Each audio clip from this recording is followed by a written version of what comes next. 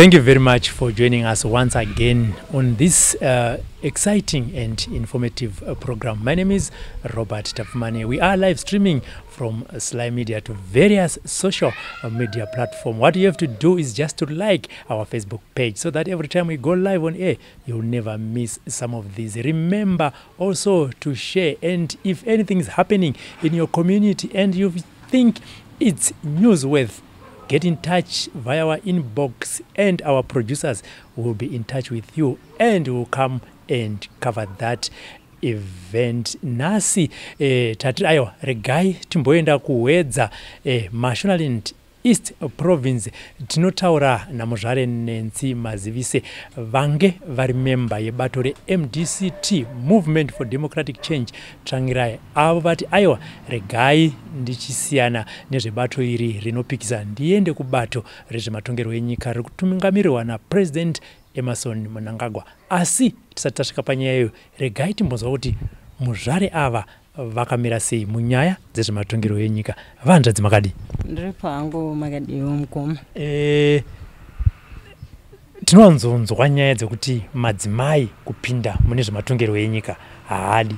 Imimi zvematongero enyika zvakatanga sei ende pfungwa yekuti mupinde mugame ravanoti politics is a dirty game zvakatanga sei? Ndofunga kupinda mupolitics unenge uchingove ushingi nekutarisa kurarama kwamunenge muchiita. Inini kunyanya chainyanya kundibata upenyu hwemadzimai nevana.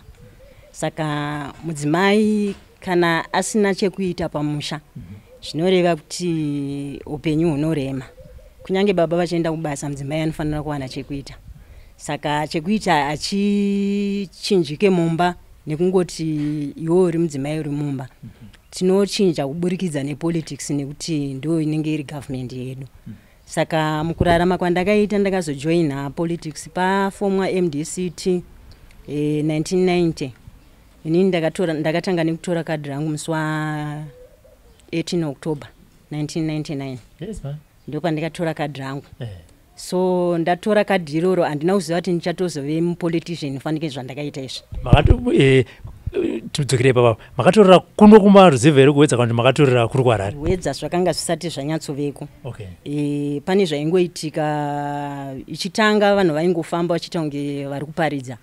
So ndaingonzwa kuti nenguva dzakati kuchitungwiza pakati panenge paine vanhu vanenge varipo ndichingoendawo.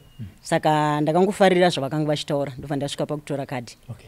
Ndazoendawo kuwedza zvakazoteera pakazouyawo vakauyawo vachitoadresawo. Takanga tichitori pamusangano watikanga tiri ndobva wangosvikawo ndobva vaita magate crusher pamusangano uya ndobva vatiadresa. Ndatorangarira kuti ndo vanhu vaya vane kadhi randinaro.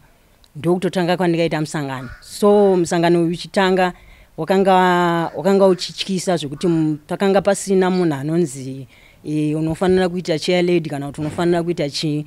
Ende kwaka kusina maposition. Maingofanira kungoti anenge ashinga wenzi anoda kuita coordinator ndiani anotibatsira muarea munomu. Saka ndo zvandikangoita.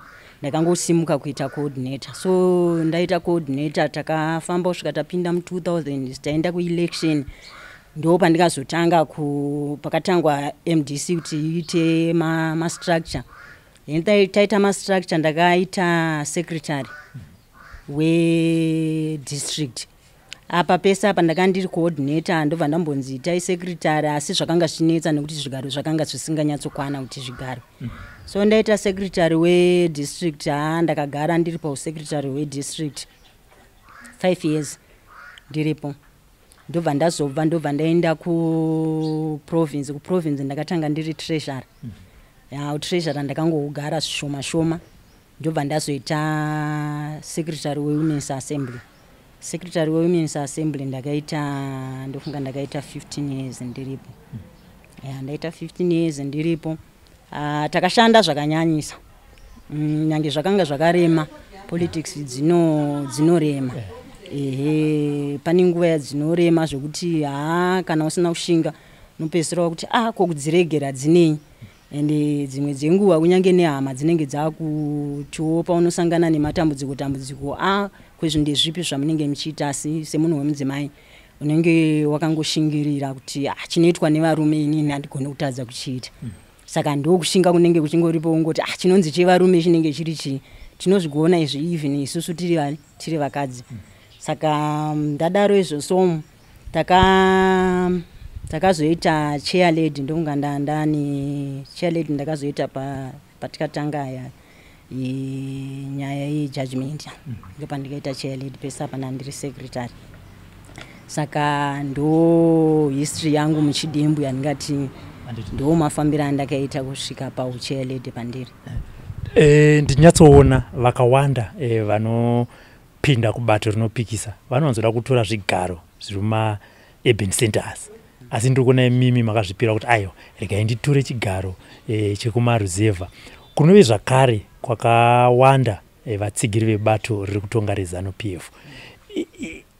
Inini semaonero angu ndanga chitoexpecta kuti pamwe munofanira kunge muri chair lead pamwe Harare province kana uchitungisa, but ndoona muri vekuwedza. Hamuna here kusangana nemamwe matambudziko ekuti nemamiriro anoita nyaya dzezvematongerwo enyika muZimbabwe? Matambudziko semapolitician tinosangana nawo, asi zvigaro sematauriro amazviita kuti vazhinji vanoda zvemaHarare vanoda zvei. Inini moyo wangu hauna kuenda kupolitics nekuda kwekuti ndakanga ndichida zvinhu. Wakaenda kupolitics nekuda change. Saka even pasina chekuti ndaiwana kupolitics hazvisiridzo dzakanga chiri chinangwa changu chekujoina politics. Saka ndaiita politics dzangu kwandinoraramira, kunyange dzakadzisina chadzinondipa zvakanga zvisina basa nekuti hazvisizvo zvandanga ndakatarisira. Ndakanga ndichitarisira shandiko chete. Saka hapana chakanga chichindiomera, kungoti kana uri munzvimbo mukurarama nevanhu, even uri muopposition neruling party iripo, kurarama nevanhu kwakanaka kwakangonaka. Kunyange ukatsigira bato rinopikisa, asi takararama tirimo mumashist, kunyange zvinopisa zvaipisa asi takararama tirimo nanhasi titorimo. Tinonzwa vakawanda vachitivo madzimai zvinovanetsa kuwana zvinzvimbo kana kusumukira mumabato ezvematongerwo enyika. Imimiwo muchitaura mashandiro amaita munyaya dzezvematongerwo enyika, munoona sei nematauriro anoitwa? Chokwadi kuti challenge mune zvematongerwo enyika kumadzimai kuti vawane mukana wakakura mune zvematongerwo enyika. Kazhinji zvazvigaro zvine zvakasangana nevanhu vechirume. Madzimai vanenge vasina zvikwanisiro zvekuti even kana kuchikambeniwa madzimai haana chekukambenesa. Zvinhu zvese zvinenge maybe zviri mumastay varume. Saka kana tichikambena zvinenge zviri zvekutoshinga zvekuti kana washanda nevanhu zvakanaka, vanhu vanenge vakuda kushanda kwako kwaunenge uchiita. Asi mupolitics ndingangoti kubva mumashure umu pari zvinhu izvi zvanga zvaanani nemaorganization atinozosangana nawo semawomen in politics, tichidzidziswa tichioneswa kutopinda mupolitics kwacho kana kutopinda pachigaro chacho chekuti munhu ati ndikuda kuita MPO constituency zvakanga zvakatooma nekuti mudzimai anenge achingofunga kuti zvinhu izvi ndezvevarumezvo. Kana ndikapinda ininiwo semunhu wemukadzi ndinozoita sei? Saka dzimwe dzenguva hazisi zvekuti zvakanga zvakatoomera, asi kuti madzimai akanga akatongogara akazeza ega kuti ichi chinhu chinoitwa nevanhu vechirume ichi kuchikadzi Saka pari zvinhu izvi nepatavi vakadzi vanga vangwarawo zvekuti anogona kumira kuti ndoda kuita MP, anogona kumira kuti ndoda kuita kansela. Zvigaro zvemadzimai zvanga zvaveko zviri free zvisingakondestwe nevarume. Even taita zebra kuti murume mukadzi, madzimai vanga vane mukana wekuti vamire pazvigaro zvavaifungidzira kuti hazvimirwe nemadzimai. Ndimi makashanda nemushakabvu the late Morgan Richard Trangirai. Mungamutsanangurire munhu akanga akaita sei munyaya dzezvematongerwo enyika? Kana tichitaura hiro ndiye munhu watinenge tichitaura nezvake. Takashanda nemunhu uya zvakanaka navaTrangirai, zvakanakisa zvekuti even pamuri kutaura kuti politics dzinogona kurema dzikadii, asi navaTrangirai politics dzaita kunge dzakatifavira kunyange dzairema. Takashanda nawo zvakanakisa chaizvo zvekuti kunyange nanhasi zvironda zvedu hazvina kupera. Ndanzwa muchiti mimi makazoita chair lady judgment. Chakanyanya kuita kuti musarudze kuenda ku MDCT muchitadza kutunga kuenda kana kutsigira vaNelson Chamisa vakanga vakutungamirira MDC Alliance chi yaingove nyaya yekutedzera constitution yepati ndo yakaita kuti ndiende ikoko. Ndanga ndisiri kusarudza but ndakanga ndiri kungo leadwa neconstitution, saka zvaitaura constitution ndo zvandakanga ndichingoita. Tichitarisa bato reMDCT mamiriro arakaita pari zvino, ngatimboti muchiri member yebato reMDCT, mungati zvinhu zvamungati mimi semember hamusi kufara nazvo zvichiitika mubato irimomo ndezvipi?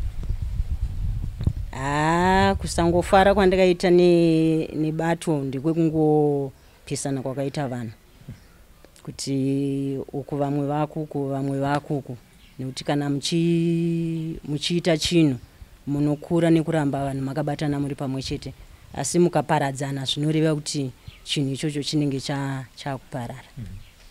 But turikuona kubva pakabva musi 26 March pakaitwa maby elections, turikuona vanhu vakawanda vane zvigaro nevamwe vakatokwikwidzwa vari munhengo dzaida kumirira bato reMDCT muparliament kana kuma local authority vari kusiya bato iroro. Imi ndimi rimo isisa tiri panze ka tiri kungoona zvinhu kuti zvikonzeri zviri kunyanyita vanhu vabva kuti inini zvangu rega ndisiyane nebato iri ndezvipi? Ndisingazivo kune vamwe kuti pavari kusiya nekuti inini ndiri kutotanga kuzivawo nezvangu. Zvevamwe zvekuti kune vakasiya kune vakakukwidza vakazodai, handina ruzivo nazvo nekuti kwedu kuconstituency kwaka kusina by election. Okay. Ngatise mumwezve wevamwe vakabuda ndi Madam Thokozani Kupe. Kubuda kwavakaita vachinotaura kuti MDCT yave divided, zvakaafekta sei bato reMDCT? Kubuda kwa mai vachiti yave divided, dzimwe dzenguva kunogona kunge kuri kumusoro ikoko, nekuti isusu kana tiri kuzasi uku chedu chinenge chiri chekushanda, ende tikasangana nevakuru kashoma kuti tizoziva kuti vanhu ava pane pavari kunetsana pane pavari kudiwa. Zvavanoratidza kwatiri isusu vanoratidza zvinhu zvakafanana, ende kana paine chinhu chinembenge chataurwa kana mukasangana vanoedza kuavoida kuti hapana chinhu chiri kuita sei, hapana chinhu chiri kuitika. Saka kana vanetsana utomboziva kuti vanetsana zvekudai, unozozviziva munhu atobuda kudai kuti pane kwakuchitonetsanwa zvekusvika mumwe munhu kubuda kudai. Handei pazuva ranhasi mafunga imi kuti aiwa kunyange zvangu ndiri mutungamiriri weprovince, inoza kuita chairlady weprovince, dai ndiripo inini ndaifirangu ndaifira pachigaro, nekuti tingatoti kana wakubva pachairperson kapo wakuita kana papresidential, but mafunga kuti rega ndichisiya bato reMDCT. Zvikonzero zvenyu amai ndezvipi? Ichokwadi ndonga ndambotaura paya kuti inini mupolitics handina kupindira kusimudzirwa kana kuti ndiwane something chandinowana kuti ndinzi ndiri mupolitician. Zvinangwa zvekupinda mupolitics zvandakapindira inini ndo zvasaka kuti ndisiye MDCT. Ndingati mubato inini pache zvangu hazvina kuzonyatsondifambira zvakanaka kubva pakashaya vatsvangirai. Zvatakanga tichitarisira nezvatakanga tisingasoona zvichiitika mubato zvakanga zvaakuitika. Saka nekunge wauya uchifungidzira kuti pane change yatinogona kuita kuvana veZimbabwe kana kuti pane chinhu chatinogona kusunungura kumadzimai kana kuvana, wozoona zvinhu zvamama makatarisira zvacho zvisisaitike semuitikiro wamunenge muchifungira. Ndakaona kuti kurasikirwa navatsvangirai kune mhepo, kwakapinza mhepo mupati. So mhepo yoyo yapinda kana mwoyo wako wakaroveredza kuti inini ndiri kuda kuti pave nechange, paitike ichi nechichi nechichi nechichi, unozoona kuti yezvinezvi hapaisina chekumirira, nekuti zvinhu zvacho zvatati tichifanirwa kunge takamirira tichifunga kuti izvi nezvizvi zvinoitika hapaisina chatiri kuona. Saka inini zvangu ndadecida kuti ndakuenda kuZANU-PF, nekuti kuZANU-PF kwacho kodzero dzemadzimai ndiri kutodziona dziriko. Madzimai ari kuimpayiwa, even kumusha kwamama muchitaura, madzimai vari kupiwa maprojekti, mayouth vari kupiwa maprojekti. Rodhi dzataimboti kana tichida kutoitawo makandidheti toti tikuda kugadzirisa rodhi, ndoda kugadzirisa rodhi kubva pakati kusvikira pakati, rodhi dziri kugadzirwa. Saka haisi nyaya yekuti unovenga political party, but kugona kwepolitical party ndokunoita kuti ufarire political party. Saka ini ZANU-PF iri kuita zvokundifadza, saka nanguti regerai ndiende ndinobatsirana nemhuri yekuZANU-PF yechizvarirwa, tiite politics dzinosunungura vana veZimbabwe, dzinopa pundutso kuvana veZimbabwe, dzinopa chikafu vana veZimbabwe, dzinoita kuti vana veZimbabwe vararame zvakanaka, dzinoita kuti isusu semadzimai patiri pano nditove mudzimai anoverengawo kutoti kana ndichiitawo chandinenge ndichiita. Kune madzimai atori kumusha ekutoti akatotanga project atoo murume pache zvake. Koita mayouth ekuti vakatotanga maproject vane zvavari kuita vatovana baba pache zvavo pamwe havasati vatomboroora. Saka izvozvo zvachona izvozvo ndo zvatakanga takatarisira kuti tinofanira kuti tiwanewo mukana semadzimai, mukana tawanawo semadzimai. Hapana patisingabvumidzwe kumira, tinomira pese patinomira. And politics dzedu pari zvinezvi hadzina violence. Because vanhu vaiziva kuti aiwa kana ukamira kuti uda kudai nguva yeelection ZANU-PF munenge muchirohwa, munenge muchidi. Tichitungamirirwa naPresident vaEmmerson Mnangagwa. Pachokwadi chaipa tinomboona election yakatitambudza nekurohwa kwevanhu nekudi takaita election yedu 2018 zvakanaka, tikavhota tikapedza tikapinda muby election iyoyi yakangoitwa zvakanaka. By election vakarohwa vasina kurohwa vakarohwa, havana vakahwina free and fair. Saka ndo zvataingochemera marights ataichemera kuti tinofanira kungowana mukana wekuti freedom of speech, zvese vanhu vari kungofamba vachingotaura zvavanenge vataura, zvimwe zvavo zvakanga zvisingaitike kare. Saka zvakwauriwo kuti unongoziva kuti izvi zvinotaurwa, izvi hazvitaurwi, asi tasununguka. KuZANU-PF ini ndatoenda mwoyo wangu wakasununguka nekuti zvandakanga ndakaendera kuMDC ndazviona zvakuitwa kuZANU-PF. Saka ndiri kuenda kunotungamirirwa naEmmerson Mnangagwa nekuti vari kugona zvatakaendera kuopposition zvacho, ivo vari kuzvigona. Pamanyora tsamba yenyu muchiendesa kuvatungamiriri vebato reMDCT vakaigamuchira sei? Zvinorwadza hazvo kuti kana uine memba dzenyu dzamunenge muinadzo kana vana venyu vamunenge muinavo kunyange mumba chaimo, hazvisi nyore kuti mwana angokutaurirai kuti vabereki inini handichakwanisa kugara panapa, ndakuenda kwakati, ende kwaakuenda kwacho haachadzoka, ari kushanya ari nani. Saka hazvisi nyore hazvo kuti zvitambirike, nekuti unenge uine chigaro chaunenge uinacho chepamusoro chinenge chichiverengawo, unenge wakabata vanhu vanenge vakawanda. Saka zvinorwadza kuti zvitambirike, asi panenge pasina zvekuita, vanongozozvitambira saizvozvo. Tinonzwa vakawanda vachienda kune mamwe mapato ezvematongero enyika, vanobva vanotaura kuti ndiri kuuya nemhomho yevanhu. Muri kuenda nevangano kuZANU-PF? ZANU-PF ko basa ibasa kasi kungoita basa kwatakanga tichiita. Kana wasvika kuZANU-PF basa rikavepo, kutaura kana kuti politics kutaura. Kana ndikataurawo zvanzikwa nevanhuwo, vanouya vanodi vanouya, asi inini ndafarira ZANU-PF. Handiti ndafarira. But shamwari dzenyu munoziva kuti pane imimi pamakazoti arika ndichiita se ndichienda uko, makakonsulta here, makati chii, ende vaikutiwo chii? Timbonzwa kuti imimi semadzimai kana kuti varume muchitaura kuti shamwari inini ndafunga kuti rega ndichisiya bato reMDCT ndakuenda kuZANU-PF, vari kuti chii? Ndinganyepe nekuti kukonsulta kune zvakawanda zvekuti zvakafanana nemafoni ezvinezvi ari kufonwa nevanhu. Vanhu vanenge vachirwadziwa, saka paunokonsulta zvinoreva kuti iwe hausati wane decision. Saka pauri kukonsulta uda kunzwa vanhu kuti vanokubatsira kuti woenda here kana kuti hausi kuenda. Inini handina kukonsulta nekuti decision yangu ndakanga ndiinayo. Ndakanga ndine zvandakanga ndichitoda kare. Saka vanhu vakangoona matsamba semunhu akanga afunga zvinhu zvake zvaakanga afunga. Saka vanhu vanozofona mumashure mematsamba, asi kana inini ndaendesa tsamba yangu ndaresigna kuti handichada, hapasina chinodzokera mumashure nekuti inini ndakuenda kunotungamirirwa naEmmerson Mnangagwa.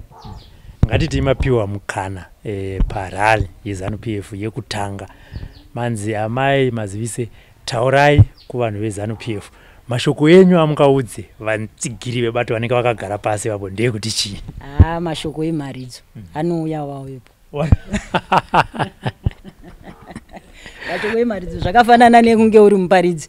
Kana uri muparidzi autombofungi wakagara pasi kuti kana ndasimuka ndoda kutaura zvakati ndoda kutaura zvakati. Kana uri muparidzi kana wasimuka zvekutaura zvinoita sei zvinouya.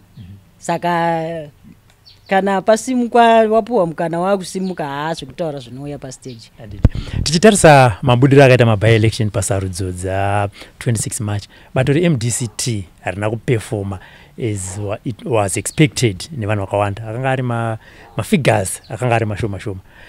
Dai maramba muri mubato iroro 2023, kufunga kwenyu mimi raibuda zvakaita sei? Ini ndandisisina pfungwa za 2023. Saka ndinganyepe kuti ndanda kuti rinobuda sei nekuti pfungwa dzangu inini 2023 inini pfungwa dzangu kubva pakafa vatsvangirai. Kwanga kwakushingirira kuti ndofunga zvinogona kuzodai asi kubva pakafa vatsvangirai maonero andanda kuita inini anga asisandipe hope nebato reMDC. Okay, saka tichitasa right, musati maresign apa ipo ma-elections baba, kufunga kwenyu chakaita kuti risawane vanhu vakawanda bato iri chi? Kungoti hauzoziva nekuti mukufamba vanhu kana varipoka mune muchingoti mune vanhu. Nekuti kana mukadaidza vanhu vakauya vakaungana kana muchitonzi handei kuelection munotongoti handei vanhu tinavo. Saka zvekuzoti sei vanhu vasina kuzobuda izvozvo zvinonetsa kuti unyatsozvipindura nekuti paibudiwa vanhu vaibuda confidence dzakanga dzichitoripo dzekutoti sitiri togona kutitora iri togona kutitora asi zvakaitika zvakutozikanwa nevakazviita kuti chii chakaita kuti kuarea ikoko kusabudi. Parino ndokupai mukana wekuoneka province yeMashona and East kuvatsigiri vebato reMDCT. Mashoko amukade kuvapa muchivaoneka ndeye kuti chii? Inini ndinoda kutenda zvakanyanyisa nerwendo rwatakafamba tiri pamwe chete 22 years dzatakafamba tiri pamwe chete kunyanya kumadzimai nekuti handina kumbomira kuwini yevarume, ndakanga ndichishanda nemadzimai. Saka ndikuda kungoti kumadzimai MDCT vasikana ndine urombo kuti ini ndaita decision yangu yandaona zvakandinakira. Saka vasare zvakanaka vapfuurire mberi nezvinangwa zvavo. Ini ndakunoitawo kwandakuenda. Mashoko amuri kuda kune kuudza kwamuri kuenda ikoko kuti vanyatso kugamuchiraiwo ndeye kuti chii? Kwandiri kuenda ndezvekuti mashoko ini ndiri kungoti kubato reMDC reZANU PF rinotungamirirwa navaEmerson Mnangagwa. Vana vembwa vasvinure musi mumwe chete, asi kana paine mwana anenge atanga kusvinura ndiwo anoona pane ndiro yesadza kuti handiri yesadza irapa. Inini ndasvinura ndikaona kuti kuchizvarirwa ndikoko kubato ndokwanda kudzokera. Saka baba vaEmerson Mnangagwa ndiri mwana wenyu ari kudzoka kwamuri.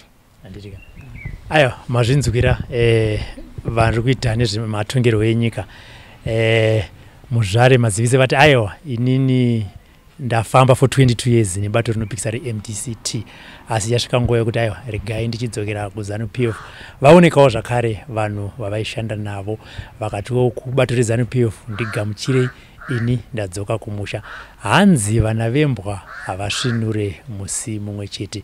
Regai timire tione kuti vangani zvakare vachasara vachisvinura mushure mekunge mai mazivise vaenda. Zvichidawo vamwe vangabve kuZANU PF vachiendawo kubato rinopikisa reMDCT. Asi pari zvino regai timirire pano, ngatisangane mune mamwe maprograms.